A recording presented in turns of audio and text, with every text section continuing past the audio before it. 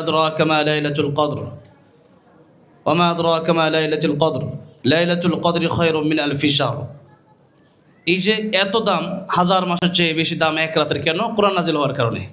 এই রাতে কোরআন নাজিল হয়েছে। তাহলে কোরআন যে রাতে নাজিল হয়েছে ওই রাতের দাম বেশি, যে মাসে নাজিল হয়েছে ওই মাসের দাম বেশি, যেই জায়গায় নাজিল হয়েছে গারে হেরা, জাবালে নূর, ওই জায়গার দাম বেশি, যেই নবীর উপর নাজিল হয়েছে সেই নবীর দাম সবচেয়ে বেশি, মুহাম্মদুর রাসূলুল্লাহ সাল্লাল্লাহু আলাইহি সাল্লাম। যে উম্মতের উপর নাজিল হয়েছে সেই উম্মতের দাম সবচেয়ে বেশি। তাহলে কোরআন যে মাসে নাজিল হয়েছে ওই মাসের দাম বেশি, যে রাতে নাজিল হয়েছে রাতের দাম বেশি, যে জায়গায় নাজিল হয়েছে সেই জায়গার দাম বেশি, মক্কার দাম বেশি, মদিনার দাম বেশি। আমাদের নবীর উপর নাজিল হচ্ছে, নবীজির দাম সবচেয়ে বেশি। আমাদের উপর নাজিল হওয়ার কারণে আমাদের দাম সবচেয়ে সমস্ত উম্মতের চেয়ে বেশি। সুবহানাল্লাহ।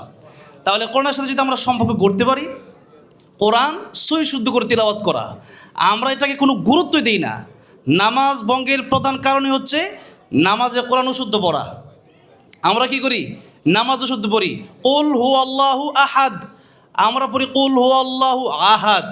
আহাদ মানে আল্লাহ এক, আর আহাদ আল্লাহ ওয়াদা।